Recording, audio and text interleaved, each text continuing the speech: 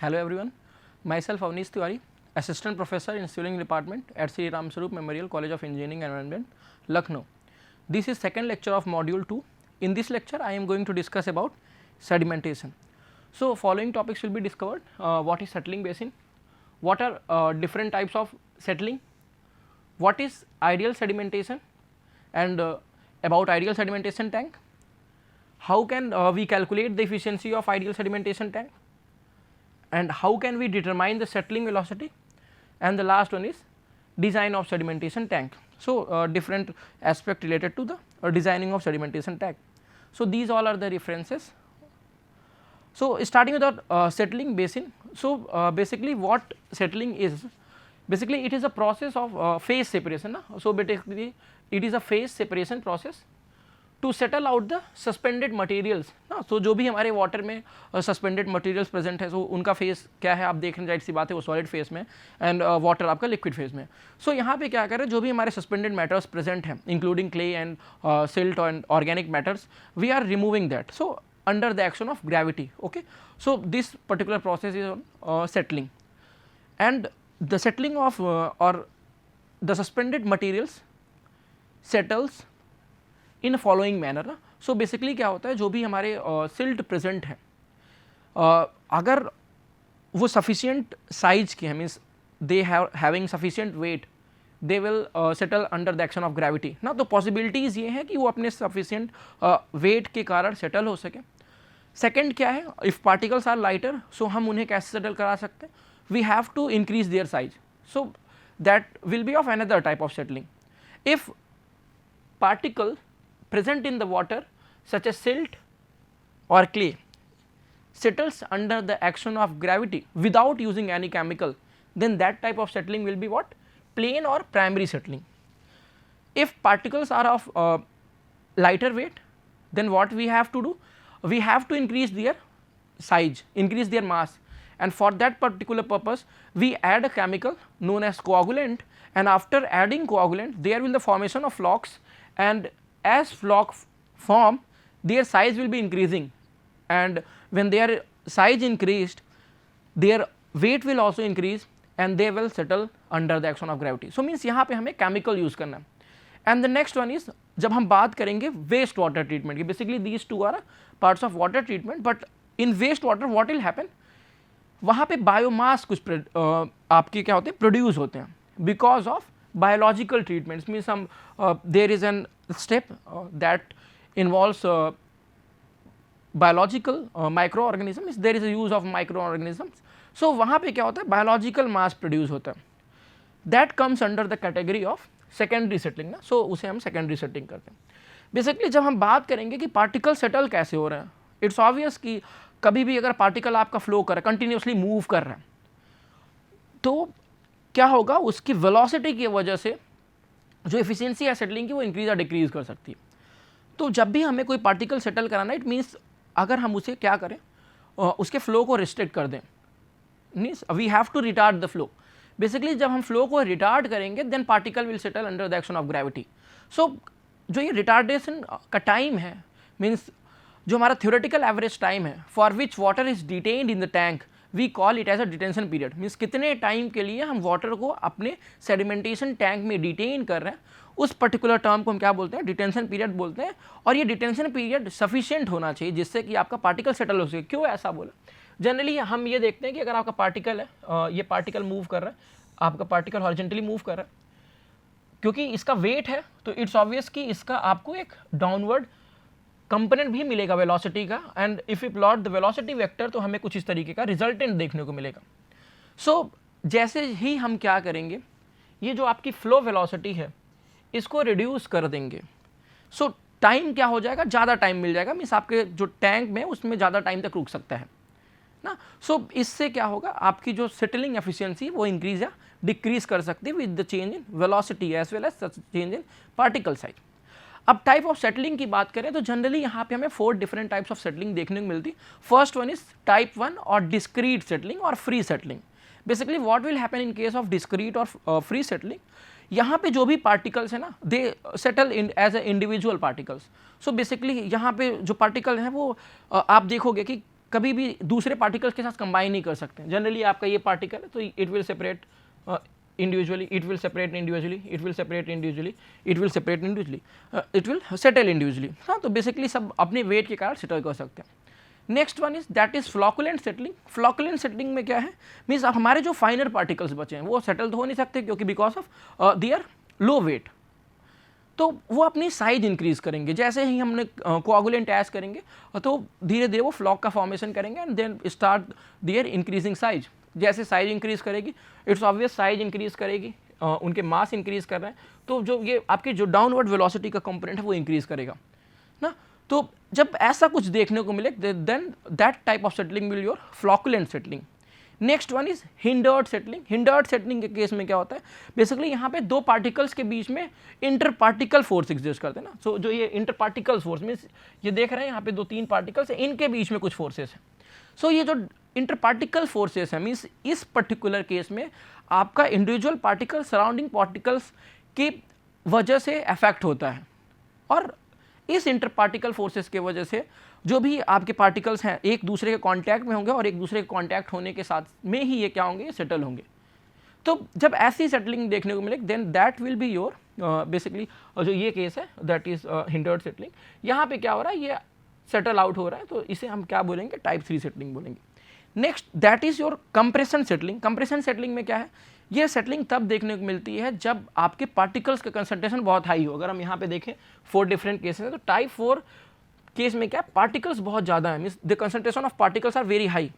सो उस केस में क्या होगा, जो पार्टिकल है मीन्स अगर आपका पार्टिकल एक लेवल पे ये है एंड जो आपका पार्टिकल एक दूसरे लेवल पे है, तो ये दोनों एक दूसरे की सेटलिंग को क्या करते हैं, इंपैक्ट करते हैं ना। तो जब ऐसा कुछ हमें देखने को मिले that will be the case of compression settling. Next is sedimentation. अब जब हम बात कर रहे हैं पार्टिकल सेटलिंग की, when we are talking about the settling of particles, so उस पर्टिकुलर पर्पस के लिए we have to retain the particles for a reasonable period of time ना, जिससे कि वो पार्टिकल्स क्या हो सके, सेटल हो सके और फर्दर आगे के यूनिट्स में ना पहुँचे। तो इस पर्टिकुलर पर्पस के लिए हम जो टैंक या जो यूनिट कास्ट कर रहे हैं we call it as a sedimentation tank और सेडिमेंटेशन बेसिन। और ये जो सेडिमेंटेशन बेसिन है basically they can be either of rectangular shape और सर्कुलर शेप। रेक्टेंगुलर शेप के भी हो सकते हैं, सर्कुलर शेप के हो सकते हैं। और जो फ्लो देखने को मिल सकता है ये either it can be radial flow और अपवर्ड वाटर फ्लो ना, या तो रेडियली वाटर का फ्लो देखने को मिलेगा या तो आपका वाटर का फ्लो अपवर्ड डायरेक्शन देखने को मिलेगा ना। और जो ये आपके सेडिमेंटेशन बेसिन्स हैं बेसिकली यहाँ पे हमें 4 डिफरेंट जोन्स देखने को मिलते हैं। एक तो आपका इनलेट जोन है, बेसिकली यहाँ पे अगर हम देखें तो आपको इनलेट जोन देखने को मिल रहा है। दूसरा जो कि सेटलिंग जोन है, यहाँ पे सेटलिंग है। And the third one is that is outlet zone, यहाँ पे हम बात करें तो आपको आउटलेट जोन मिल रहा है। And the fourth one is that is sludge storage zone. तो यहाँ पे जो 4 डिफरेंट जोन्स देखने को मिल रहे हैं। सो बेसिकली इनलेट जोन का काम क्या है, इनलेट जोन में देखने को ये मिलता है कि जो भी आपका वाटर इंटर कर रहा है टैंक में वो इवेनली क्या हो सके, डिस्ट्रीब्यूट हो सके ना। The purpose of this zone is to evenly distribute the flow and suspended particles across the cross section of settling zone. So जो भी आपका टैंक है या उसका जो सेटलिंग जोन का क्रॉस सेक्शन है वहाँ पे पार्टिकल्स क्या हो सके, इवेनली डिस्ट्रीब्यूट हो सके। For that we use series of inlet pipes and baffles placed above 1 metre ना, placed about 1 metre into the tank, और ये फुल डेप्थ तक एक्सटेंड होते हैं। नेक्स्ट जो आपका सेटलिंग जोन है, बेसिकली सेटलिंग जोन पार्टिकल्स जहाँ सेटल कर रहे हैं वो काम होना चाहिए ना, काल्म होना चाहिए, जिससे आपके पार्टिकल्स क्या हो, वो ईजिली सेटल हो सके। मीन्स वहाँ पे जो आप देख रहे थे, हमने एक बात की 2 कंपोनेंट्स, एक आपका फ्लो वेलोसिटी वाला यहाँ पे और दूसरा जो आपका सेटलिंग वाला है, ये काफ़ी कम होना चाहिए ना। पार्टिकल्स क्या करेंगे, ईजिली जो है वहाँ पे सेटल हो सकेंगे ना, और ये आपका लार्जर पोर्शन होगा, ये वो क्रॉस सेक्शन होगा जो कि सबसे ज़्यादा है। नेक्स्ट जो आपका स्लज जोन है, बेसिकली जो आपके पार्टिकल सेटल हो रहे हैं, सो वो कहीं ना कहीं आपके टैंक में एक्यूमुलेट होंगे। सो जिस जोन में वो एक्यूमुलेट हो रहा है we call it as a sludge zone. और उस स्लज को रिमूव करने के लिए इधर वी कैन यूज़ स्क्रैपर और हम वैक्यूम डिवाइसेस यूज़ कर सकते हैं, या ये पूरा प्रोसेस जो है हम इसे मैनुअली भी ऑपरेट कर सकते हैं। And the last one is that is और आउटलेट जोन। आउटलेट जोन में क्या है कि जो अब आपका वाटर आउटलेट इन पे पहुँच रहा है, मीन्स प्रॉपरली, मीन्स हम ये वहाँ पे टर्बुलेंस ना क्रिएट हो, means provides a smooth transition. Means settling zone से जो आपका आउटलेट है, जनरली हम यहाँ पे बात करें, अगर आप देखोगे ये आपका जो सेटलिंग जोन है, सेटलिंग जोन से जब वाटर यहाँ पहुँच रहा है तो उसके लिए एक स्मूथ ट्रांजिशन देखने को मिलेगा। टर्बुलेंस क्रिएट हो जाएगा, then settling will be affected, तो आपकी वहाँ पे सेटलिंग अफेक्ट हो जाएगी। सो उस पर्पस के लिए जो हम लोगों ने जोन्स दे रखा है that will be your outlet zone. Okay, so for that we use weirs, तो वहाँ पे हम वीयर्स यूज़ करते हैं जिनसे हम आपके वाटर वहाँ से कलेक्ट करके बाहर निकाल सकते हैं। अब टाइप ऑफ सेटलिंग बेसिन की बात करें तो एक क्राइटेरिया आपका शेप हो सकता है, basically it can be classified on the basis of their shape.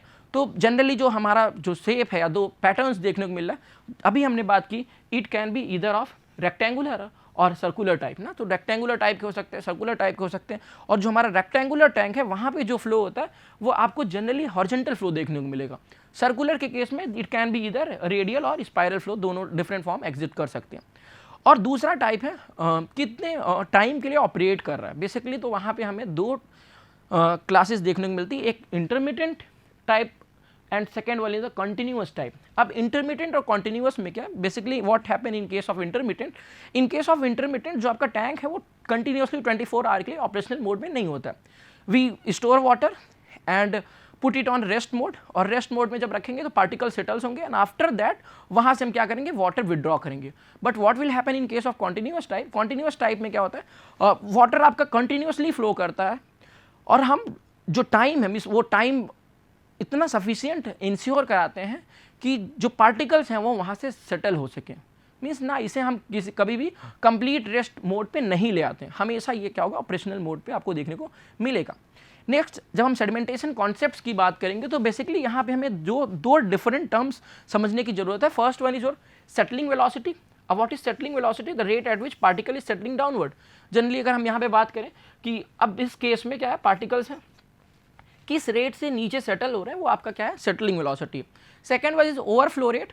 Overflow rate, अब आपके जो टैंक्स हैं वो जिस पर्टिकुलर वेलोसिटी के लिए डिजाइन किए जाएंगे, the velocity at which the tank is design to operate is known as your overflow rate. और इस पर्टिकुलर केस में बात करें जो आप यहाँ पे देख रहे हो जिस पर्टिकुलर फिगर में जो आपका फ्लो अपवर्ड डायरेक्शन में देखने को मिल रहा है, तो जिस वेलोसिटी आपसे आपकी लिक्विड राइज कर रहा है that will be your overflow rate. Okay, so Q divided by जो आपका यहाँ पे दिख रहा है डिस्चार्ज है, अगर उस डिस्चार्ज को हम क्या करेंगे सरफेस एरिया से जो आपका एरिया अवेलेबल उससे डिवाइड करेंगे, we will get overflow rate. Okay, so अब जब पार्टिकल्स की बात करेंगे, पार्टिकल्स कब रिमूव होंगे ना, जनरली अगर हम आपसे यहाँ पे ये बात करें कि यहाँ पे क्या हो रहा है, आपके पार्टिकल्स मूव सॉरी वाटर जो मूव कर रहा है that is your velocity V nought, और जो पार्टिकल्स हैं वो सेटल कर रहे हैं कैसे, वी एस वेलोसिटी से। तो सेटलिंग कब पॉसिबल होगी, ऑब्वियसली जब आपका settling velocity means when we S is greater than, आप बेसिकली अगर हम ये बोलें कि जो आपकी वी एस है मीन्स सेटलिंग वेलोसिटी ग्रेटर होगा वी नॉट से, उसी केस में क्या होगा आपके पार्टिकल 100% रिमूव हो पाएंगे ना। और इट्स अपोजिट केस की बात करें मीन्स वाइस वर्सा की बात करेंगे, means if V S is less than V nought what will happen, it's obvious कि जो वाटर है उसके साथ ही आपका पार्टिकल क्या हो जाएगा, फ्लो करके बाहर चला जाएगा ना। तो सेटलिंग के लिए हमेशा आपका वी एस ग्रेटर होना चाहिए वी नॉट से। नेक्स्ट जब हम सेडिमेंटेशन टैंक की बात करेंगे तो बेसिक हम जब इनकी स्टडी की बात करते हैं तो कुछ एजम्पशंस के साथ प्रोसीड करते हैं। फर्स्ट एजम्पशन इज दैट कि जो हमारा फ्लो होना चाहिए that should B of laminar nature, flow हमारा लैमिनार होना चाहिए।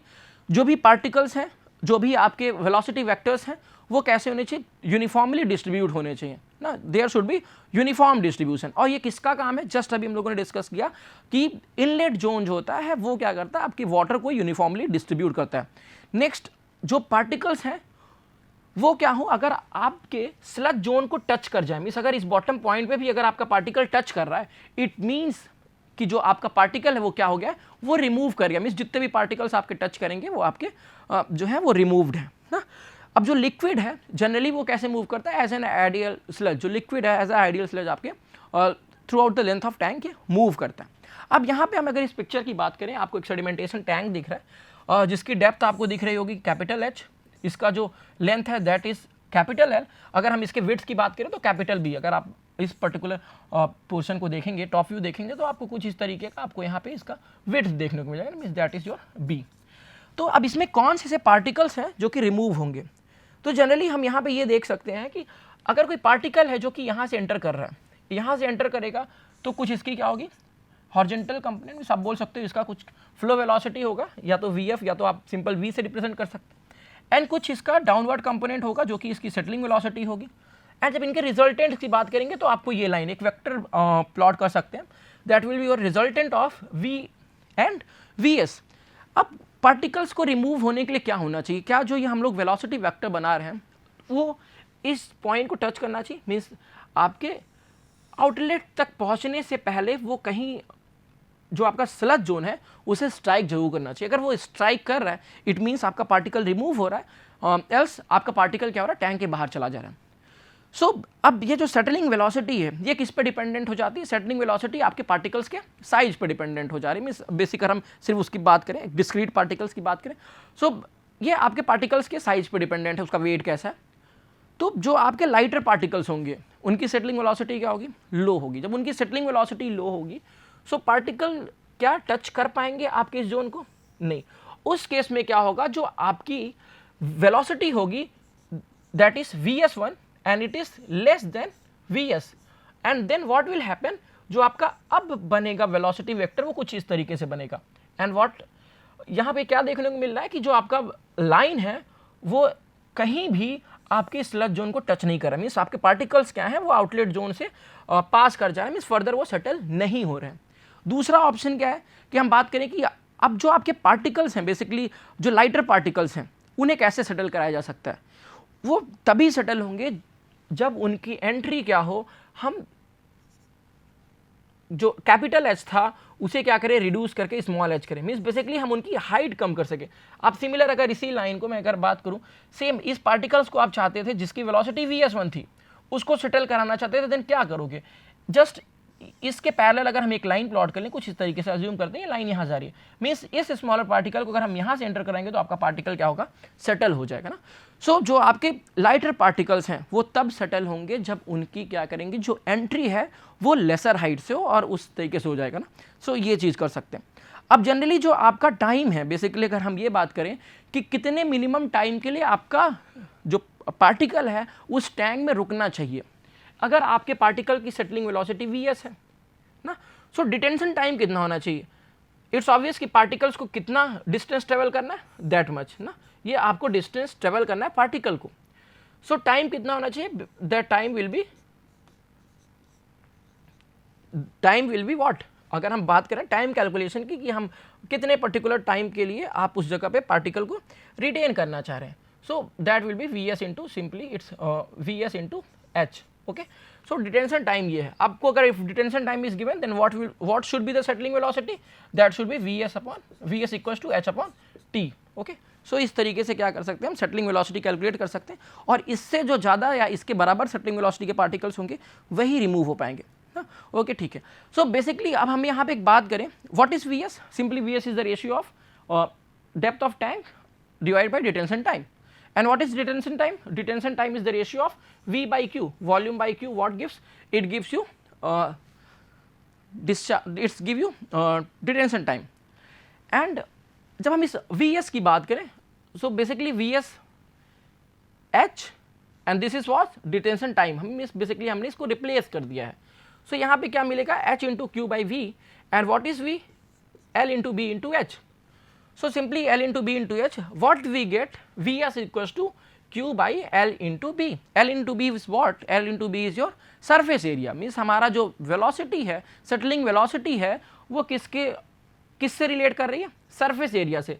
सो यहाँ से हम ये एक चीज़ कंक्लूड कर सकते हैं कि जो आपकी सेटलिंग वेलोसिटी है वो डेप्थ पे नहीं डिपेंडेंट है, डिपेंडेंट ना, it's is not dependent on the depth ना, वो आपके डेप्थ से इनडिपेंडेंट है। सो ठीक है, अब जब हम इसके आगे बात करेंगे कि जो भी हमारे पार्टिकल्स हैं, अब स्मॉलर पार्टिकल्स हैं, वो क्या सेटल हो सकते हैं पूरी तरीके से, तो हमने ये डिस्कस किया कि स्मॉलर पार्टिकल्स तभी सेटल होंगे जब हम उन्हें स्मॉलर हाइट से इंटर करा दें ना। ओके, सो हम we have to reduce its heights ना, पार्टिकल्स के साइज के बेसिस पे हम उन्हें जो डेप्थ है उसे रिड्यूस करा रहे हैं।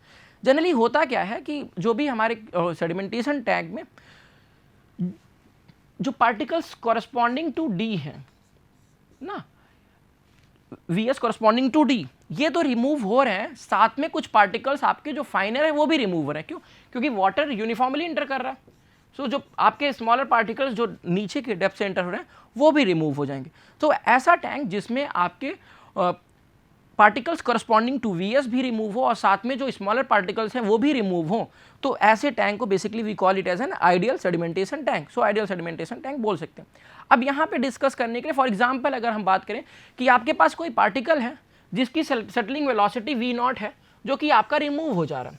अगर पार्टिकल की सेटलिंग वेलोसिटी v0/2 होगा देन व्हाट विल हैपन, ये नहीं रिमूव होगा, वो एस्केप कर जाएगा।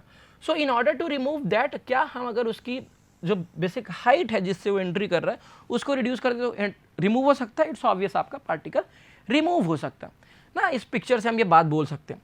तो जो परसेंटेज रिमूवल की बात करेंगे तो परसेंटेज रिमूवल यहाँ पे ये देखने को मिला कि 50% पार्टिकल्स जो कि आपके डेप्थ कहाँ से एंटर कर रहे हैं 0.5 h से, अगर इस टोटल हाइट की बात करें कैपिटल H, तो जो भी आपके 0.5 h से रिमूव करें वो क्या कर रहे हैं, सेटल आउट कर रहे हैं। उसी तरीके से अगर हमारे 25% पार्टिकल्स हैं having settling velocity of 0.25 v0, वो क्या हो जाएंगे, वो रिमूव हो जाएंगे।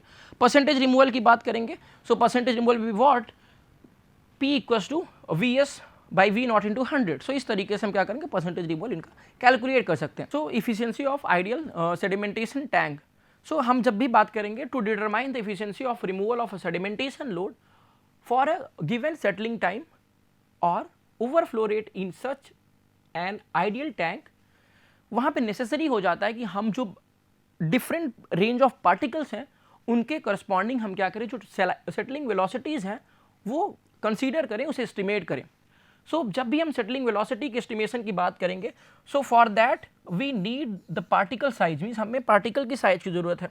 सो जो different range of particles present है वो कैसे एस्टिमेट होगा, for that we have to perform sieve analysis. हम सीव एनालिसिस कर सकते हैं, या तो we perform hydrometer testing, hydrometer testing से या तो सीव एनालिसिस हम ये जान सकते हैं कि जो वेरियस पार्टिकल्स प्रेजेंट हैं उनके क्या साइजेज हैं, उन साइज के करस्पॉन्डिंग हम क्या कर सकते हैं, सेटलिंग वेलोसिटी इजिली एस्टिमेट कर सकते हैं with the help of strokes law.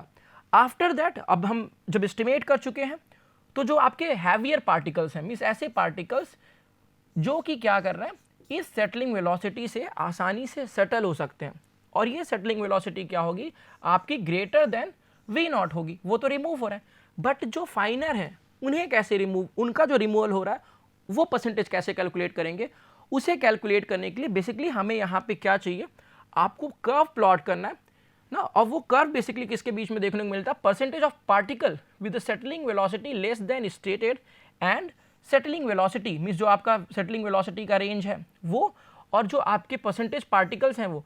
सो इनके बीच में अगर हम कर्व प्लॉट करते हो, सिंपल आपको यहाँ पे एक ऐसा कर्व देखने को मिला, this is for an example. So अब हम बात करेंगे कि आपके पास क्या है, वेलोसिटी है 0.4 या वेलोसिटी है 0.337, सो उसके करस्पॉन्डिंग कितने पार्टिकल्स रिमूव होंगे, सो यहाँ से हम ये इजिली एस्टिमेट कर सकते हैं 29%। तो जो आपके पार्टिकल्स हैं जो पूरी तरीके से रिमूव हो रहे हैं वो किसके करस्पॉन्डिंग है, इस वेलोसिटी के करस्पॉन्डिंग है। एंड जो बचे हुए पार्टिकल है वो कौन से, x0 है। सो जो टोटली रिमूव होंगे वो क्या होंगे, 100 माइनस x0, और जो पार्सली रिमूव हो रहे हैं उसे हम क्या करेंगे, जिस प्रपोर्शन में वो रिमूव हो रहेंगे that is in the ratio of vs upon v0। सो इस रेशियो में ये रिमूव होंगे और फर्दर हम इन्हें इंटीग्रेट कर लेंगे तो हमें क्या मिल जाएगा, टोटल परसेंटेज रिमूवल, और इन्हीं को फर्दर हम समेशन में कन्वर्ट करने की कोशिश करें, then what will be 100 minus x0 plus 1 by v0 into summation of vs into delta x. So this is all about efficiency of ideal sedimentation tank. So next one is determination of settling velocity. Settling velocity कैसे calculate करेंगे, so settling velocity आपको दिख रहा होगा कि simple basically हमारे पास एक particle है, इस पार्टिकल्स का कुछ वेट होगा, सो जाहिर सी बात है वेट है तो उसका gravity force will be what, simply m into g, m is density into volume into g, यहाँ से हमें ग्रेविटी फोर्स मिल जाएगा। बायन फोर्स मीन्स बेसिकली कितना अमाउंट ऑफ वाटर डिस्प्लेस हो रहा है, means mass of water into gravity, so rho W into volume into gravity, और इसके साथ साथ में जो भी वाटर होगा यहाँ पे क्या होगा, हमें कुछ ड्रैग फोर्सेज देखने को मिलेंगे, 1/2 रो डब्ल्यू v square into C D into A. Further C को जब हम इक्वेट करेंगे means we will equate upward force and downward force, so gravity force minus buoyant force what that is gravity force minus buoyant force क्या हो जाएगा, ये आपके drag force के बराबर हो जाएगा। जब हम उसे इक्वेट करेंगे finally we get a equation that is V S equals to √4/3 G rho S minus rho W into D upon C D into rho W. अब यहाँ पे सी डी किस पे डिपेंडेंट है, basically C D depend upon the type of flow, किस type का flow है। If C D equals to 24/RE when the flow is कैसा, लैमिनार फ्लो, और लैमिनार फ्लो उसके लिए हमें रेनॉल्ड्स नंबर कैलकुलेट करना है, और further if the flow is your transitional flow, उस केस में आपकी सी डी की वैल्यू क्या होगी, चेंज होगी। सो डिफरेंट फ्लोज के बेसिस पे आपका डिफरेंट वेलोसिटी देखने को मिलेगी। एंड ये आपके क्राइटेरियाज हैं, जब आपका रेनॉल्ड्स नंबर अप टू 1 है एंड जो आपके पार्टिकल्स हैं वो 0.1 बेसिकली इनकी जो साइज है 0.1 mm है। सो उस केस में आपकी क्या होगी, स्ट्रोक्स वेलोसिटी, स्ट्रोक्स लॉ के अकॉर्डिंग जो वेलोसिटी होगी आपको ये देखने को मिल जाएगी। सो डिफरेंट फ्लोज के हम डिफरेंट पैटर्न से वेलोसिटी कैलकुलेट कर सकते हैं। नेक्स्ट जब हम बात करेंगे डिज़ाइन ऑफ सेडिमेंटेशन टैंक की, तो इट्स ऑब्वियस सबसे पहले हमें ये पता करना है कि उसमें जो पार्टिकल्स, सबसे स्मॉलेस्ट पार्टिकल्स है जिसे रिमूव करना है, उसका डायमीटर पता होना चाहिए। जब अगर हमें डायमीटर पता होगा we can easily calculate critical settling velocity, means हम ये सेटलिंग वेलोसिटी कैलकुलेट कर लेंगे। उसके बाद इस क्रिटिकल सेटलिंग वेलोसिटी और ओवरफ्लो रेट के हेल्प से हम क्या कर सकते हैं, हम कैलकुलेट कर लेंगे उनका सरफेस एरिया मीन्स वीएस, और आप बोल सकते हो कि जो वहाँ का डिस्चार्ज है उसके हेल्प से क्या करेंगे, सिंपली हमें पता है कि अगर हम क्यू की बात करेंगे तो यहाँ वेलोसिटी इंटू एरिया, अगर हमें वेलोसिटी पता है और ये डिस्चार्ज पता है तो we can easily calculate the surface area, हम सरफेस एरिया कैलकुलेट करेंगे। After calculating the surface area हम क्या कर सकते हैं, सिंपल जो इनका लेंथ है या विड्थ है उन्हें कैलकुलेट करेंगे इनके रेशियोज़ के बेसिस पे, और डायमीटर कैलकुलेट करेंगे, एंड उसके बाद क्या करेंगे, सफिशिएंट एक अप्रोप्रिएट डेप्थ और डिटेंशन टाइम कंसीडर कर लेंगे। एंड जो भी हमने कंसीडर किया उसको वेरीफाई कैसे करेंगे, जो भी हमारे ओवरफ्लो रेट है, डेप्थ है, डिटेंशन टाइम है, सॉलिड लोडिंग रेट है, depending upon the various types of tank, हम इसे वेरीफाई करेंगे और then after that we will design the inlet, outlet as well as sludge arrangement. So जो डिज़ाइन वैल्यूज़ है कुछ उनकी बात करें तो जो हमारा ओवरफ्लो रेट होना चाहिए that should be in range of 12 to 18 metre cube per day per metre square for plain sedimentation tank type 1 settling, and it can be 24 to 30 meter cube per day per meter square if there is a type 2 settling. Depth जो होना चाहिए हमारा that should be in the range of 3 to 4.5 meter with 1.8 meter as minimum and 6 meter as maximum. Detention period कितने time के लिए minimum हम वहाँ पे वाटर को रिटेन कर रहे हैं, सो जो वो टाइम है that should be 4 to 8 hours for plain sedimentation and 2 to 4 hour for type 2 settling. Normally जो विड्थ ली जाती है that should be equal to 10 metre and it should not allowed to exceed above 12 meter. What should be the L by B ratio? L by B ratio generally आपका 1 to 6 के बीच में होना चाहिए, but जो हम मैक्सिमम केस में adopt करते हैं L by B equal to 4. And what should the horizontal flow velocity, that should be in the range of 0.5 to 0.9 metre per minute, usually we take it as a 0.3 metre per minute. Next one is how can we calculate the detention time. So detention time के लिए basically हमारा volume divided by rate of flow, so volume we take it as a B into L into H divided by discharge. In case of circular tank, अगर आपका कोई circular tank है उसके साथ हमारा बॉटम हॉपर्ड है, उस केस में जो हमारा डिटेंशन टाइम होगा that should B volume of volume divide by Q. What is volume, D square 0.011 D plus 0.785 H ना, सो डिवाइड बाई क्यू। इस तरीके से हम डिटेंशन टाइम कैलकुलेट कर सकते हैं। एक टर्म है important that is short circuiting. What is short circuiting, generally क्या होता है जो भी आपका वाटर है अगर आप सेडिमेंटेशन टैंक में उसे किसी तरीके से देखोगे कि कुछ वाटर आपका पास कर जाता है without stopping for a required amount of time, और रिक्वायर्ड अमाउंट ऑफ टाइम क्या है वो डिटेंशन टाइम के बराबर। सो ये जो अमाउंट आपका चला जा रहा है उस पर्टिकुलर अमाउंट से पार्टिकल सेटल नहीं होंगे, और ये जो केस है ये इस केस को बेसिकली हम we call it as a short circuiting. और जनरली जो आपके रियल केस में होता है कुछ ना कुछ अमाउंट आपके शॉर्ट सर्किट के थ्रू जो है ईजिली पास कर जाते हैं, पार्टिकल सेटल नहीं करते हैं ना। सो अब उन चीज़ को देखते हुए यहाँ पे बेसिक एक टर्म और आ जाता है that is flow through period, means actual में कितने टाइम के लिए आपका फ्लो जो है आपके उस टैंक में रुका था, we call it as a flow through period. So what is displacement efficiency, basically displacement efficiency the ratio of flow through period and detention period, और जो ये वैल्यू होनी चाहिए that should be in the range of 0.25 to 0.5 okay in a normal sedimentation basin. Okay, thank you.